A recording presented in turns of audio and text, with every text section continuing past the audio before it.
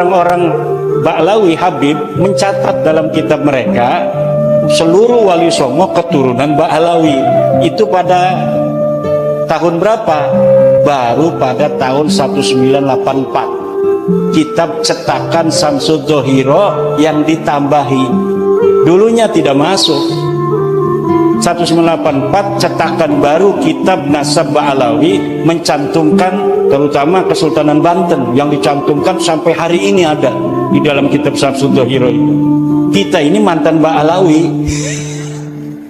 Tahun 2012 saya itu menjadi pencatat nasab bersama teman-teman dari keluarga Kesultanan Banten, itu masih ke Ba'lawi karena belum ditemukan keraguan waktu itu.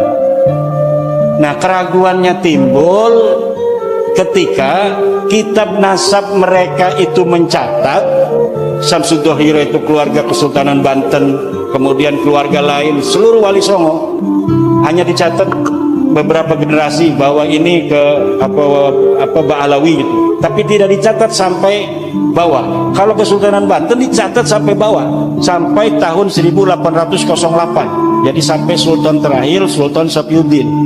Nah, kalau Sunan Giri hanya Sunan Girinya saja gitu, Sunan yang lain Sunan yang lainnya saja. Tapi kalau Sultan Banten dicatat sampai tahun 1808, keturunan Sultan Sapiuddin sampai Sultan hari ini, cuma Sultan budaya itu masih ada di dalam kitab Samsud Dohiro. Nah, setelah diteliti, betulkah ini Ba'lawi merupakan leluhur Wali Songo? Ternyata kitab-kitab manuskrip yang sekarang mulai orang itu paham setelah ada bab nasab ini pada penasaran, mencari-cari kitab-kitab di rumah-rumah mereka yang tua-tua. Kemudian Kesultanan Cirebon dia punya manuskrip yang gak boleh dibuka-buka, katanya pemali kalau dibuka. Akhirnya sekarang mau buka. Nanti setelah dari sini saya ke Kesultanan Cirebon, diminta oleh Pangeran Kodiron Pati dari Kanoman untuk bersama-sama membicarakan nasab Wali Songo. Karena di Kesultanan Cirebon pun lihat itu di makam Sunan Gunung Jati masih Ba'lawi. Nggak heran kalau nasab-nasab kiai lain di Nusantara ini masih Ba'lawi, karena Kesultanan Cirebon sendiri belum serta-merta begitu saja menerima, walaupun saudara-saudara saya dan selalu SMS-an tiap hari. Tapi untuk merubah itu kan kita perlu hati-hati. Lalu mulai kapan? Masa iya 1984 saja ketika nasab Wali Songo itu ditulis dalam Samsud Dohiro? Bukan, sebelumnya sudah ada tahun 1960 sebuah manuskrip palsu ditulis. Jadi ada namanya manuskrip Negara Kertabumi, katanya karya Pangeran Wangsakerta, salah satu putra Raja Cirebon, tahun 1670. Nah, tahun 1670 di dalam manuskripnya itu ditulis silsilah Sunan Gunung Jati sampai ke Ubedillah. Setelah ini manuskrip dibawa ke ahli filolog dari Universitas Indonesia, ternyata kitab ini kertasnya tua. Setelah pakai ludah, seret, tuanya hilang. Kertasnya ternyata kertas Manila. Kertas Manila itu ya kertas zaman sekarang itu, kayak karton itu. Jadi upaya itu sudah sejak 1960. Lalu yang tertua lagi di mana? Yang tertua lagi dalam tulisan Habib Salim bin Jindan. Habib Salim bin Jindan datang ke Kesultanan Banten, Sultanan Cirebon, Jogja, Solo, Madura, bertemu dengan Syekh Khalil Bangkalan.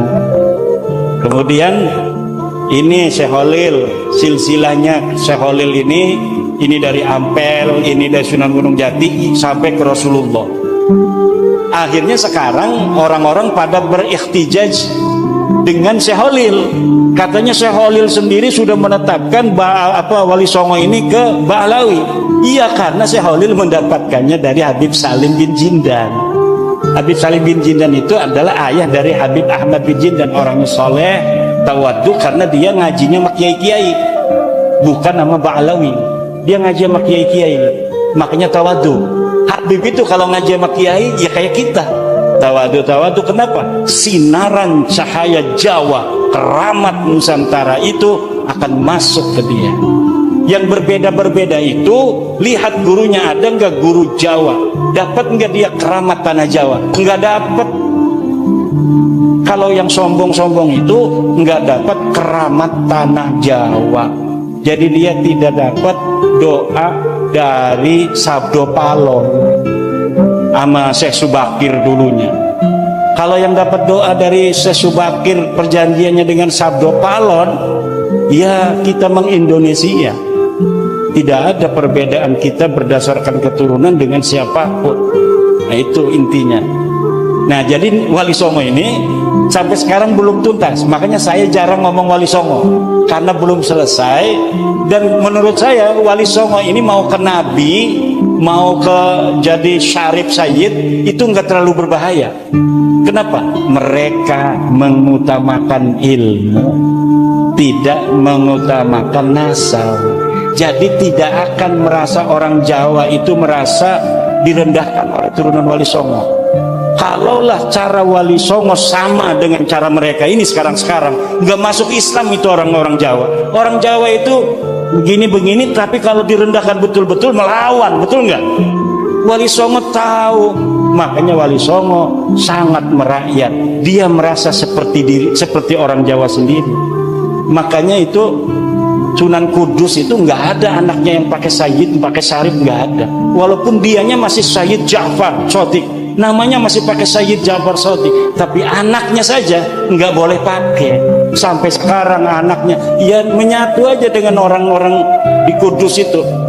Mungkin ada juga yang ngojek untuk Sunan Kudus itu, tuh keturunan Sunan Kudusnya. Ya nggak malu, karena apa? Nggak bawa-bawa marga, nggak bawa-bawa Sayyid, nggak bawa-bawa Syarif. Coba kalau Raden Tumenggung Mubarak misalnya, tiba-tiba ngejek pakai KRT Mubarak, ya kan itu merendahkan pangkat. Makanya udah, hal-hal yang bersifat feodalisme nggak usah disematkan di dalam nama. Nama itu cukup berdasarkan prestasi.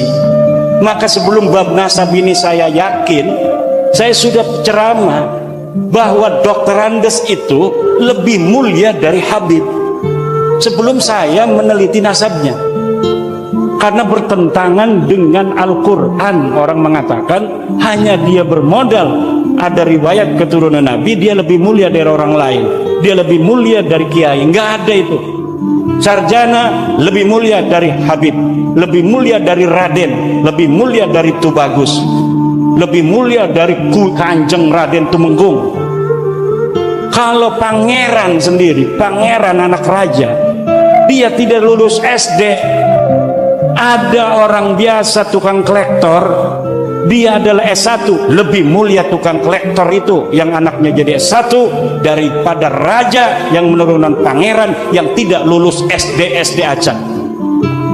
Itu kemuliaan yang harus dijaga dan pengetahuan yang harus diyakini. Inilah ajaran Islam yang sesungguhnya.